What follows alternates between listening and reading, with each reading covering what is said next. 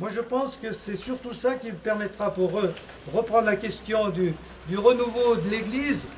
Il se fait long à venir, il n'est pas évident, mais il se fera par ce biais de, je pense, de la prise de conscience qu'on est dans une société où il n'y a plus de repères, plus de valeurs officielles, on est tous livrés à soi-même pour donner du sens à la vie. Alors donc on va là où apparemment il y a du sens à la vie. Et du coup, actuellement, ce sens à la vie, on le trouve dans des milieux un peu identitaires, où on affirme le sens d'une manière brutale. Et c'est pour ça aussi qu'on a ces jeunes familles. Hein. Là au moins, on leur dit ce qu'il faut penser et ça les rassure. Donc c'est une grosse question, mais je pense que la misère morale ou spirituelle, si on est bien présent, nous, si l'Église sait justement dire ce qu'il faut, être présente, peut-être que ça permettra un renouveau. En tout cas, moi, c'est ce que j'espère. Bon, ça va comme ça? Oui, oui. L'aumônerie des prisonniers de guerre se développe. Donc, vous voyez, on continue sa vie en même temps que toutes ces questions que lui-même nous pose. Hein. Donc, elle arrivera à compter 2200 prêtres, 2200 séminaristes et 4100 laïcs au service des prisonniers. Vous voyez, ça s'est beaucoup développé. L'abbé Rodin fait totalement confiance à Dieu pour qu'il multiplie les dons faits et touche l'âme de ceux qui les reçoivent. En janvier 1948, il écrit « On ne sait jamais ce qu'un secours apporte dans cette profondeur secrète qui est l'âme d'un autre. Seigneur, apprenez-nous donc à ne pas confondre la limite de nos dons et l'illimité de vos multiplications. Apprenez-nous à ne pas confondre notre nature humaine arithmétique avec votre ineffable charité et ses incalculables secrets. » C'est bien dit, hein? Voilà. Donc, nous, on ne fait pas beaucoup. On ne sait pas ce qu'un secours porté à un plus pauvre, qu'il soit matériel ou spirituel, on ne sait pas ce que ça peut donner. Hein? Mais Dieu peut démultiplier tout ça et faire grandir tout ça. Donc, il faut lui faire confiance. Hein? Ça, c'est la question de la multiplication des pains. Hein? On donne peu, mais le Christ multiplie. En tout cas, il faut y croire et lui faire confiance. Voilà. Donc, ce qu'on doit vivre nous-mêmes, si on applique ça, c'est ce que j'ai mis, comme l'abbé Rodin, croyons que le peu que nous faisons pour les autres, Dieu peut le démultiplier et peut par ça toucher la profondeur secrète de l'âme de l'autre. Voilà, la profondeur secrète. Qu'est-ce qu'il y a dans le fond de l'autre que je ne connais pas, mais Dieu y est, lui, il connaît. Donc il peut réveiller cette profondeur et s'ouvrir et se donner à cette profondeur. Voilà. 1946, Rodin a derrière lui 22 années de sacerdoce, dont 6 de guerre. L'Europe et la France ont froid et faim. Les associations caritatives reçoivent de multiples appels au secours des veuves et des orphelins esselés, blessés et malades en surnombre dans les hôpitaux et SANA, enfants sous-alimentés, sans logis, en manque d'affection parentale, vieillards isolés et démunis, familles de détenus humiliés. Et d'autres demandes proviennent d'au-delà des frontières françaises, de nations meurtries par cette guerre mondiale. Donc voilà, il découvre il prend conscience de toutes ces souffrances qui existent et qui sont des conséquences de la guerre. Et donc voilà, Jean Rodin va alors tout faire pour faire fusionner l'aumônerie des prisonniers de guerre et toutes les associations caritatives existantes pour aider les pauvres et les souffrants de toutes sortes. Voilà. Donc cette fusion deviendra le Secours catholique le 8 septembre 1946 à Lourdes, lors du pèlerinage de retour des anciens prisonniers de guerre arrivant de leur camp. Vous voyez ça? Il y a bien le lien qui est fait. Hein? Il y a les anciens prisonniers, mais en même temps, les associations caritatives qui connaissaient, qui communisent, ben voilà. Donc il se dit qu'il faut fusionner tout ça, et ça va devenir le Secours catholique. L'aumônerie des prisonniers de guerre n'a plus de raison d'être. Jean Rodin est nommé secrétaire général du Secours catholique. Il l'organisera, le développera sur le plan international, mais surtout lui donnera une âme, celle de la charité. Voilà. Est-ce que ça correspond à ce que vous connaissiez? Hein? Donc les prisonniers de guerre, c'est d'abord là qu'il s'est investi, et c'est devenu après, avec toutes les souffrances, les conséquences de la guerre, les orphelins, les veuves, etc., eh bien, donc, le Secours catholique. Ça va? Oui. Eh bien, on va méditer sur la charité. Là, il y a beaucoup de choses. Alors, vous allez, ceux qui militent dans la charité chrétienne, il y a de quoi apprendre. Évidemment, avec lui, on va développer tout ça. C'est sa grande réflexion et c'est son action aussi. Alors, première chose, ne faites pas la charité, vivez la charité. Éveillez, organisez, mais pour agir. Donc, il faut éveiller, mais pour agir. La charité, voilà. Ce que les pauvres attendent, ce ne sont pas des explications, soient-elles excellentes, mais des réalisations. Ça, vous êtes bien d'accord, hein? Oui. On découvre le pauvre en le secourant. La charité s'enseigne en la pratiquant. Une âme qui voudrait aimer Dieu, mais qui ne s'exercerait pas à aimer concrètement son prochain, se raidirait, se paralyserait peu à peu. Voilà. Aimer Dieu, c'est aimer son prochain. Alors le prochain, c'est ceux avec qui on vit. Mais le prochain qui souffre, ben, c'est d'autant plus important de l'aimer, puisqu'il est dans une situation difficile. Mais restons simples. Point n'est besoin de réaliser des exploits. Donc, pour vivre la charité, voilà ce qu'il dit. Il faut des actes modestes, patients, désintéressés, répétés, qui sont seuls capables de ronger en profondeur la citadelle de l'ignorance et de l'égoïsme. Ça, c'est Jean-Paul V qui fait le commentaire. Prenons l'exemple du colis. Donc, des colis pour les plus pauvres, hein, il y en a. Vous en avez peut-être porté.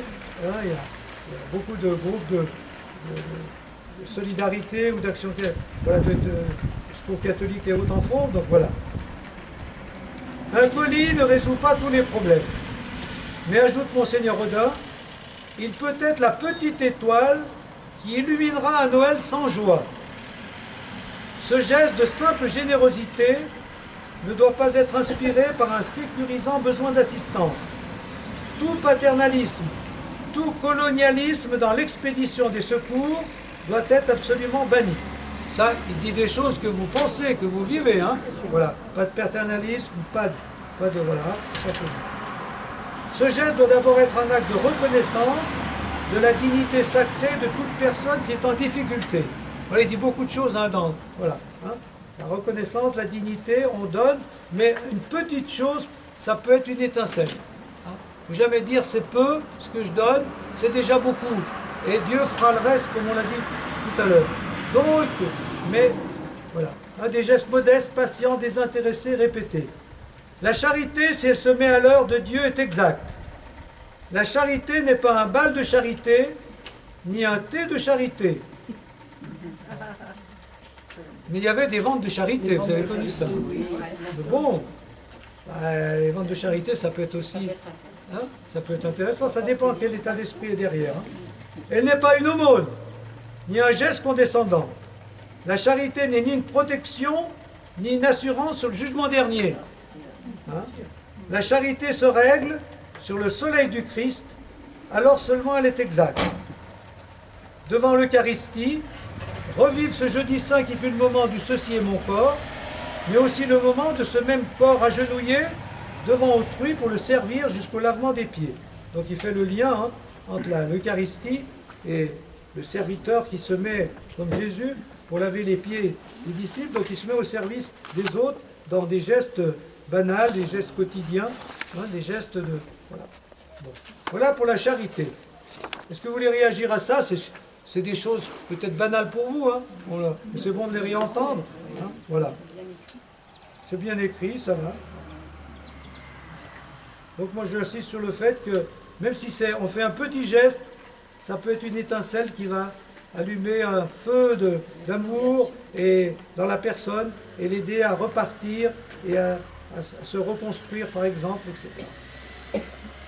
Susciter la charité, organiser la charité. Ça, c'est le mot organiser qui compte. La charité s'organise. C'est pas simplement un coup de cœur et on laisse parler le cœur, parce que ça peut donner n'importe quoi ça. En tout cas, ça peut n'être pas suffisant. L'organisation doit faire suite à l'éveil. Pour rendre efficace cette pédagogie en action de la charité, Celle-ci doit être en effet dotée d'une organisation à la fois rigoureuse et sans cesse inventive. Susciter la charité, organiser la charité, puisse ce double effort du secours catholique permettre à l'amour divin de pénétrer plus profondément dans notre monde. La véritable administration participe à la même vie que le cœur d'un organisme vivant. Elle doit être intelligemment articulée, bien sûr, mais d'abord solidement charpentée. La charité s'organise, elle se pense, hein, elle se discute. Il ne faut pas simplement vivre la charité avec des coups de cœur. Hein. C'est pour ça que maintenant, dans les organismes de charité, comme le Secours catholique, il y a tout un tas de réflexions, on ne fait pas n'importe quoi, et on s'interroge constamment sur ce qui est le mieux de faire. Hein. Voilà. Quand quelqu'un vient demander quelque chose, est-ce qu'il faut lui donner tout de suite quelque chose? Est-ce qu'il faut, comment l'éduquer, comment l'éveiller, etc. Hein, puis d'abord, comment le rencontrer dans sa dignité, dans sa personne. Voilà. Sur ce point-là, est-ce qu'il y en a qui veulent dire quelque chose? Organiser la charité. Hein? C'est comme ça qu'on rend un bon service. Parce que, comme vous dites, en l'organisant, par exemple, le Secours catholique va aller chercher vraiment quel est le besoin de la personne qui vient. Oui. C'est peut-être pas tout de suite avoir un colis ou machin, ou qu'est-ce qu'il vient chercher en fait. Oui. Et dans quel cadre? Il faut toujours un cadre. Quelle est la situation qu'il y a derrière et comment l'aider à sortir de cette situation, à s'améliorer, voilà. Donc il y a la discussion, il y a l'analyse, etc. Et puis après, il faut discuter aussi avec les autres pour voir ce qui est le mieux de faire. Voilà. Ça va comme ça? Oui. La charité est éternelle. Donc, vivez la charité, organisez la charité est éternelle. La charité n'est ni périmée ni anachronique. Certains ont pu le croire un instant devant les progrès du monde moderne. La charité ne passe pas, il n'y a pas absence de charité, il y a méconnaissance de son nom, de sa notion, de sa place, il faut la réhabiliter. Parce que le mot charité, il n'est pas bien vu, hein? Ben non. Alors, nous, on dit solidarité, on dit, je ne sais pas, mais charité, hein? Et pourquoi elle est mal vue? À l'ancienne, c'était pas donné. Il y a un arrière-goût de quoi? Comme ça, nous. De condescendance. On faisait la charité, on faisait aussi. Hein? Un peu comme ça. On dit avant, on dit on fait la charité, c'était quand on gardait les sous. C'est la charité, oui, c'était l'aumône. Voilà, l'aumône, mais après, il y avait derrière, il n'y avait pas de prise en charge de la personne dans sa vie. Oui, après, quand on prend en charge une personne, elle devient votre amie. Alors, ça pose un problème. Alors, ceux qui font partie du Secours catholique, il y en a. Est-ce que vous parlez encore de la charité? Non, on parle d'accompagnement. Alors, justement, ça permet de réagir. Alors, dites voir, accompagnement, c'est-à-dire Bon, oui, il y a les mots qui changent parce que les évolutions font qu'il y a des mots qu'on ne peut plus utiliser. Alors, donc, en gros, moi, je fais partie du Secours catholique à Aix-les-Bains. Donc on a différentes activités qui sont l'accompagnement scolaire, l'apprentissage du français, voilà, différentes activités. Mais ce qu'on demande aux bénévoles, c'est d'accompagner globalement la famille, s'apercevoir s'il n'y a pas quelque chose d'autre dans leur demande. Et c'est un accompagnement global. Bah, c'est ça qui est bien. voilà, l'accompagnement, c'est un mot d'aujourd'hui. L'accompagnement, on l'emploie beaucoup. Hein. Il y a l'accompagnement spirituel, l'accompagnement. Et dans le temps. Et dans le temps. Dans la longueur, Voilà. parce que des fois, ça peut... faut pas que ça soit éphémère. C'est parce que je ne veux pas vous connaître. Voilà, donc c'est ça. L'accompagnement, c'est surtout pour arriver à faire ressortir les familles de la précarité. Moi, ça m'est très difficile de rencontrer les personnes, de voir un peu dans les travaux ponctuels que je fais. Je ne sais pas, rencontrer les personnes en profondeur, qu'est-ce qu'elles attendent vraiment en plus du petit truc qu'on leur donne, voilà, on dit approfondir, rencontrer, accompagner. Moi, ça m'est difficile parce que je ne sais pas faire. C'est pas facile de savoir ce qu'il y a derrière, voilà. On peut donner, mais voilà, ils viennent demander un colis ou une aide, etc. On peut donner, mais qu'est-ce qu'il y a derrière? Ça, voilà. C'est ça l'accompagnement, c'est difficile. Et au-delà de la demande immédiate. Voilà.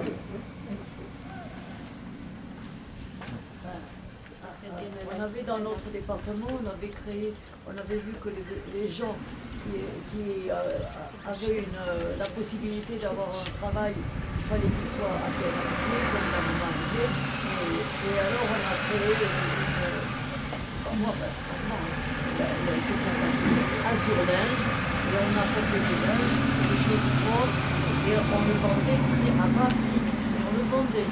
Donc on ne donnait pas, voilà, quelque chose que je prends encore plus tard, c'était pas cher. Oui, oui. D'accord. Et on vend aussi, on responsabilise un peu. Oui. Voilà, il y avait des... Ça, c'est aussi une autre idée. La charité ne doit pas simplement donner, mais aussi responsabiliser. Accompagner, responsabiliser. Il ne faut pas que ça soit un assistanat permanent. Voilà, c'est ça. La personne, elle y met du sien aussi. Et non, le don, au contraire, voilà. Vous, c'est déjà 5 heures, mon main. Ah, vous avez là-haut, je vois que ceux qui sont en bas ont froid. Vous n'avez pas froid là-haut? Ça va, habillez-vous, sinon descendez là avec votre chaise. Hein. Voilà. Alors, la charité, participation à la vie divine. Prenez la définition la plus rigoureuse de la charité. Cherchez-en la mesure la plus exacte. Pesez les mots avec la plus juste des balances, choisissez vos termes avec la minutie d'une équation algébrique, analysez, mesurez, vérifiez. Et finalement, vous vous retrouverez par terre, tout empêtré parmi vos instruments de mesure, tout aussi déconcerté que ces scientifiques cherchant avec un microscope à définir le sourire d'un enfant. Je peux étudier la justice en général, et même la justice sociale. Avec le concours d'un philosophe et d'un théologien, j'en présenterai une description détaillée, accompagnée d'un véritable graphique de fonctionnement. Mais dès que je touche à la charité, toute mesure craque et tout gabarit se comporte comme la boussole déréglée devant une montagne d'acier. Rien d'humain ne vaut plus. La charité rejoint la Trinité. Rien que ça, hein. C'est une prise sur le divin. C'est une participation à la vie même du Seigneur. Il n'est pas possible d'y toucher sans frôler la grâce. Tout est aussitôt jaillissant et rayonnant. C'est mieux qu'une réaction en chaîne, car c'est une réaction qui ne s'arrête plus. La foi se terminera, l'espérance aura une fin, mais la charité demeurera éternellement. Vous connaissez, ça c'est Saint Paul. Dans 1000 ans, nous ne pratiquerons plus au ciel ni la prudence ni la justice, mais la charité dont alors nous aimerons les élus est du même ordre que celle qui balbutie dans la campagne du logement ou chez le visiteur de prison. Voilà, la charité est un feu dévorant allumé au cœur du Christ.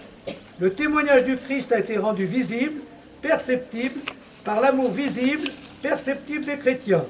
Ils s'aimaient, ils s'aidaient, ils s'entraidaient, ils se portaient secours.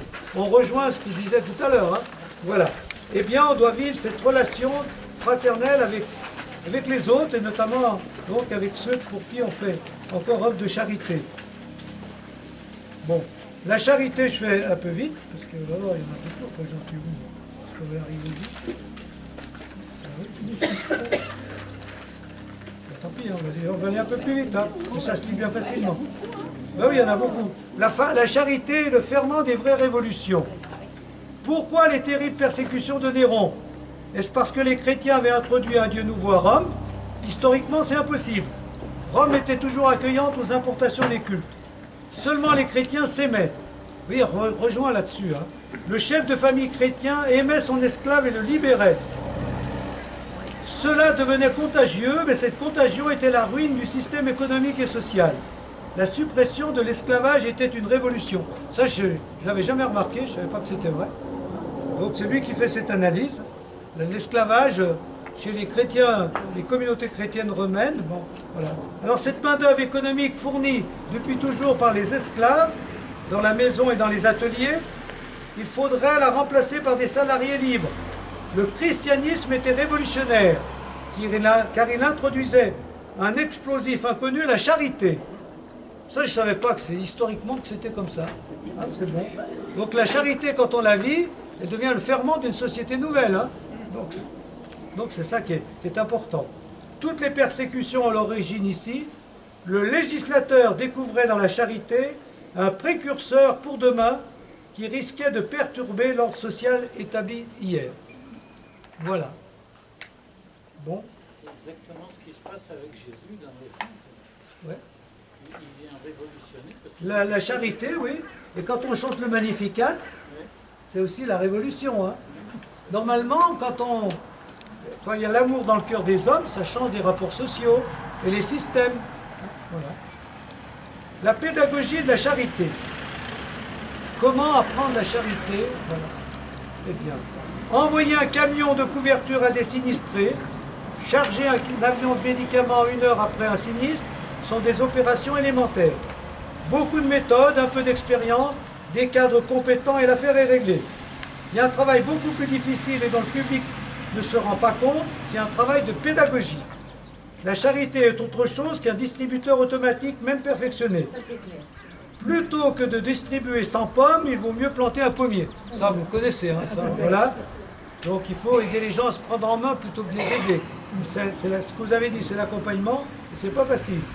Plutôt que d'avoir un gigantesque service distributeur, il vaut mieux éveiller dans toute la chrétienté le sens du partage. Or, comment éveiller ce sens si la chrétienté est endormie, si ses gestes de charité sont paralysés par une longue ankylose? Voilà. Bon, ça c'est classique, hein, c'est aussi ce qui nous a dit. La charité est une fierté. Dès qu'on rougit de porter une pierre, on ne construit plus la cathédrale. Dès qu'on rougit de porter la charité, on ne construit plus l'église vivante. Bon, hein, ça fait partie essentielle. Charité et justice. La charité véritable doit rester sans cesse aux aguets pour être non seulement présente, mais en avant. La charité d'aujourd'hui préfigure la justice sociale de demain. Ça rejoint ce qui vient d'être dit. Hein. Elle est un moyen de construire la paix. C'est la charité d'aujourd'hui qui prépare la justice internationale de demain, donc la paix de demain. Ça, c'est aussi classique. Hein. On commence par la charité, puis petit à petit, on se dit, ben voilà, il faut que ça se traduise par une organisation sociale, donc par plus de justice, pour que les pauvres ne soient pas toujours plus pauvres, etc. Les chômeurs de la charité. Si on analyse l'ensemble du peuple de Dieu dans une église locale, on doit noter la fourmilière discrète constituée par les fidèles au service du prochain. Dans chaque quartier, on trouve une activité charitable vis-à-vis des personnes âgées, des migrants, des handicapés. Est-ce que c'est vrai ça? Oui. Ceci sous des formes diverses d'un continent à l'autre. Autant les responsables du développement ont heureusement reçu depuis quelques années un enseignement adapté, autant ces fantassins de la charité locale attendent une préparation, une adaptation, un enseignement, ni dans les séminaires, ni dans la... Oui, un enseignement, pardon. Ni dans les séminaires, ni dans la prédication, ni dans la catéchèse, on ne trouve pour l'action charitable une alimentation adaptée à notre temps. C'est une diaconie sans docteur de la charité. Je ne sais pas si c'est si vrai que ça. L'éducation à la charité. Cette masse de chômeurs de la charité ne relève pas des agences internationales. C'est une masse d'ouvriers qui attendent une invitation, fût-elle de la 11e heure, sur le chantier du service des plus pauvres. Cette masse dispose de capacités providentielles de dons et de partage. Elle attend un éveil, elle attend une pédagogie. Et en s'éveillant au prochain, elle s'avance déjà à l'éveil du Seigneur, à l'éveil au Seigneur. Le pain partagé prépare à l'évangélisation. Les chômeurs de la charité ont besoin d'un éveil à la théologie du partage. La théologie de la charité est en cette fin de siècle une théologie sous-développée. Voilà. Alors les chômeurs de la charité, c'est-à-dire, c'est peut-être ce que vous faites dans le secours catholique ou dans vos organisations, c'est appeler d'autres. Voilà. Toi, tu ne fais pas grand-chose, tu pourrais venir avec nous. Hein? L'appel. Est-ce que les appels, il y en a, mais est-ce qu'il y a beaucoup de répondants? Comment ça évolue dans vos organisations? Il n'y a pas beaucoup d'appels? Pas assez d'appels? Il y a toujours besoin de plus de personnes. Il y a du répondant quand même. Comment? Parce que il y a du répondant quand même. Moi, je trouve qu'il y a quand même pas mal de répondants. Quand il y a Par des- rapport à avant, Quand il y a des journées comme Tutti Frutti, c'est vrai que les gens réagissent bien hein, dans l'ensemble. Il suffit de lancer et les gens demandent quand même. Moi, je trouve que ça. Alors, moi, l'exemple que j'ai, c'est au niveau syndical. Pendant 10 ans, pour amener des gens à adhérer, à s'investir, c'était la croix et la bannière. Et aujourd'hui, ça revient. Il y a des gens qui ont envie de s'investir, qui se rendent compte de l'importance. Plus ensemble. Tu dis qu'il y a de nouveau dans les syndicats, j'ai entendu ça aussi. Plus ensemble, on s'en sortira peut-être. Tout à fait. C'est ça qu'on entend. Voilà. Donc il faut appeler, mais les chômeurs de la charité, mais il y a tellement d'autres chômeurs, hein, pour des gens qu'il faudrait mobiliser dans tous nos services, hein, dans nos mouvements, partout. Il n'y a pas toujours du répondant quand même, il y en a encore un peu. Même dans les associations, c'est pareil. Hein. Voilà. Donc lui, il appelle ça... Moi, je ne suis pas tout à fait d'accord. Je vois au niveau du Secours catholique à Aix-les-Bains... Voilà, dis-moi, parce que vous êtes là pour on était ça aussi. 80 bénévoles avant le confinement. Comment? On était 80 bénévoles avant le confinement à Aix-les-Bains. Ouais. Aujourd'hui, on est 100.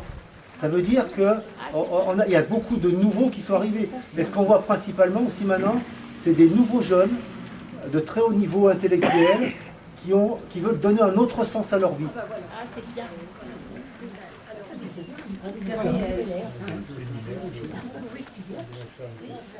Moi, je trouve que ça rejoint ce qu'on a dit tout à l'heure sur l'avenir. Je pense que les gens qui aujourd'hui disent mais quel sens à la vie? Pour ça, les valeurs, on demande le baptême, et puis qu'est-ce que je fais de ma vie? Elle m'engager au service des autres, des plus pauvres par exemple. Je trouve qu'il y a un tel désert au niveau sens de la vie que nous, nos organisations et l'Église en général est bien placée pour dire on peut vivre autrement. Hein, on peut donner du sens à la vie. Et bon, ça c'est important. Voilà.